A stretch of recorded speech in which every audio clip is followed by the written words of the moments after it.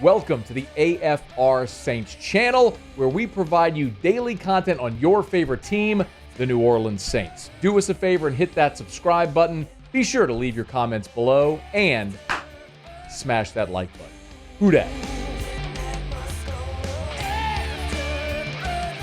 Overall, transition practice going in from the scrimmage right into this. So again, I think it's great for our guys. They have to get used to this. You're a little bit sore still coming out of the Sunday scrimmage, and thought we had some good work. There's a lot of detail to go into it.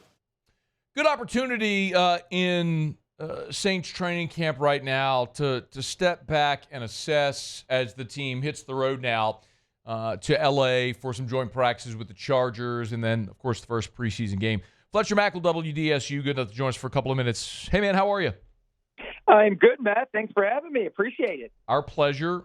Give me an assessment so far to this point in camp. Better than you thought? Worse than you thought? What's the 10,000-foot view? The 10,000-foot view is that it is amazingly positive.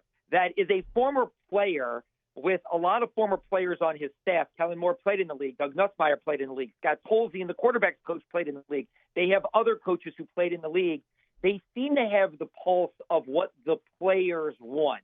So right now it's a lot of happiness. It's a lot of positivity. I have no idea if that is going to translate into wins or if they're going to be 2-15. But right now they've done some team building exercises, going bowling, going to play paintball, things like that. So it seems like Kellen Moore understands what players want and how the players want training camp to go. Now, again, Sean Payton had Gladiator Academies at Millsaps, and they were great, and the players hated it. These players love Kellen Moore. We'll see if it translates into success on the field. My note, Fletcher, was contrast that to 2006. Yeah, so I was in Millsaps in 2006, and to use the term that I just did, Gladiator Academy would be an understatement. This is before 2011 in the lockout, when the Players Association changed how practices were conducted. And in 2006 in Jackson, Mississippi, in what felt hotter than South Louisiana, Sean Payton had two practices every day, fully padded for the first 2 weeks, that players that I still stay in touch with talk about is the most grueling thing they've ever been through. And Sean Payton, he took some media members to dinner when he left, and I was able to go. He still says the fact that he didn't have a heat-related, fatality, God forbid, or serious injury that first year in Jackson is still a minor miracle. So, and that team, of course, went to the NFC Championship game. The question I have is, okay, the players like a lighter camp. I get that.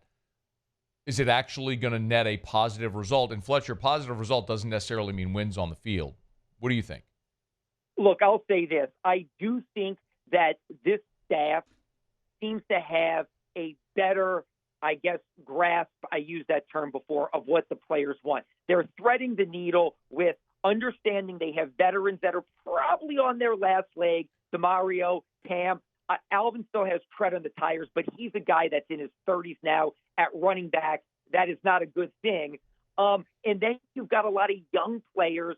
So I think they're learning, is this the NFL? Is this how I do it? And so he's done a good job, I think, of indoctrinating the young guys and making the veterans buy in to what he wants to do and how he wants to do it. He's vanilla. Kellen Moore is vanilla. He's a wonderfully nice guy. I think he is himself, though. He doesn't have a lot of sizzle. He's not some big storyteller. He's not some cursor, yeller, screamer that is, whoa. He's not Dan Campbell, but he is himself. And I talked with Zach Wood today for a long time, who's the longtime special teams captain, the long snapper. And he goes, look, to stand in front of a room of a bunch of alphas and be able to keep the attention, you have to be yourself because people will see through inauthentic process. And he goes, Kellen, he's not a yeller and a screamer. He's not a rah-rah guy, but neither is Kyle Shanahan. There's other coaches in this league that have excelled without that. So I do think Kellen Moore is being true to himself, and it's resonating right now with the players. And look, you talked about what is success. To me, success this year may not be the playoffs, but you better have, as the Saints are in a reset, so to say, they better have some foundation pillars coming out of this season. Those two tackles, Banks and Fuaga, better be legit guys for the next 5 to 10 years. Kool-Aid McKinstry better be cornerback 1 after this year.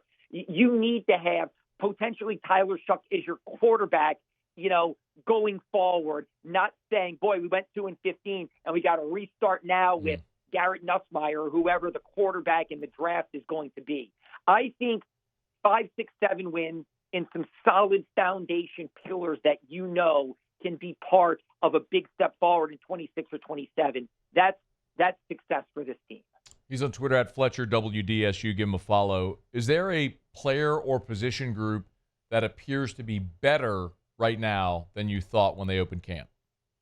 So I think the secondary is better. Look, last year the 2 starting cornerbacks were Marshawn Lattimore, Paulson Adebo. Paulson Adebo left in free agency. Marshawn traded. Sorry, go ahead. Sorry. Okay, sorry. Tyron retired, who was one of their starting safeties. So you've got Justin Reed. He's been really great in the locker room. I think he's in the prime of his career. He's been great for this organization overall, and he's still a really good player. Kool-Aid McKinstry, and I'm sure you've had other people on that have echoed the same thing. Since off-season started, this is a guy that had a first-round grade last year coming out of Alabama. He goes early in the second round. He comes in with the foot injury. He's a backup. He never found his footing. The season goes sideways. He's a guy that looks like he could have a big leap this year. And then, Quincy Riley is a 4th-round draft pick. He's had some nice moments.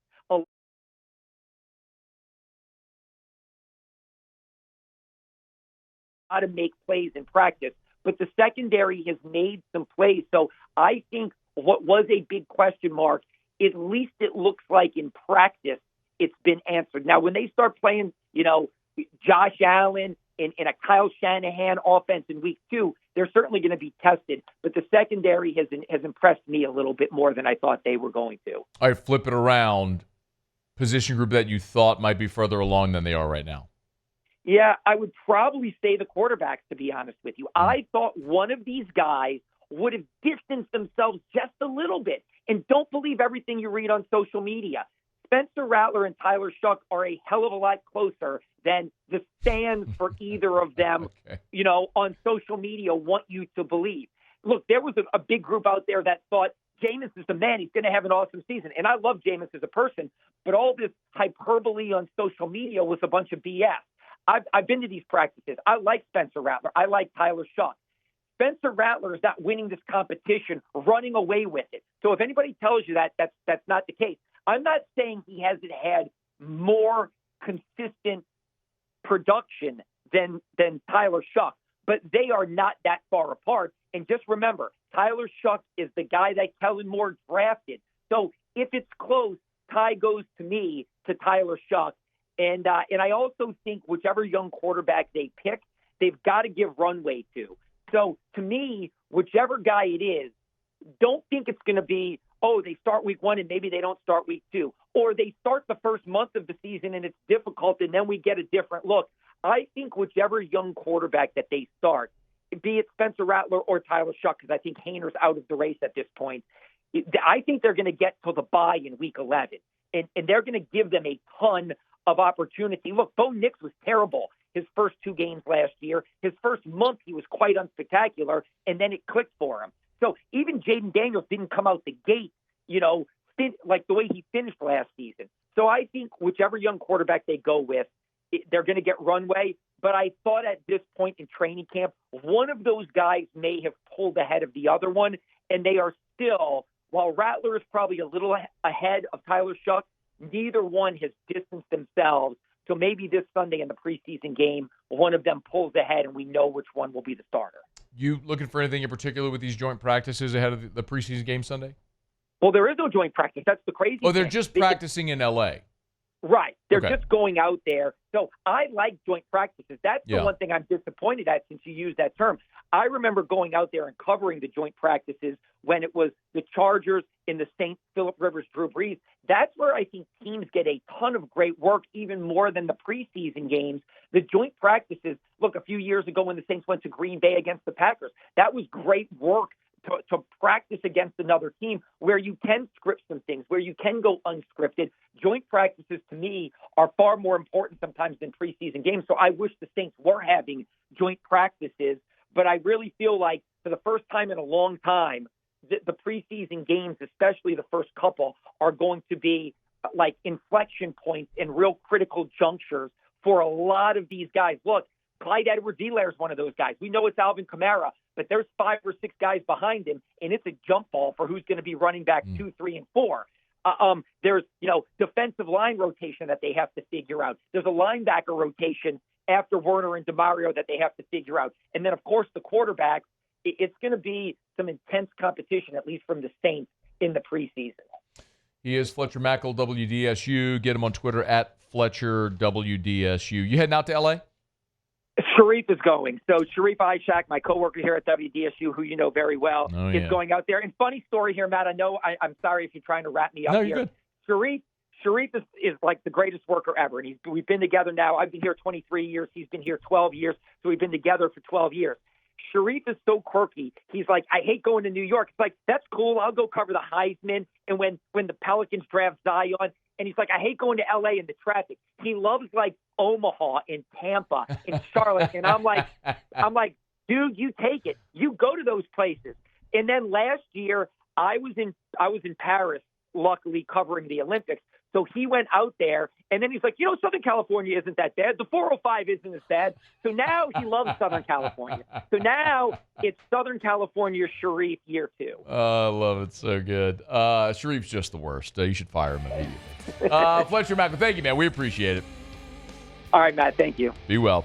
Hey, thanks so much for watching. Please leave your comments. I love to interact. And be sure to hit the red subscribe button below.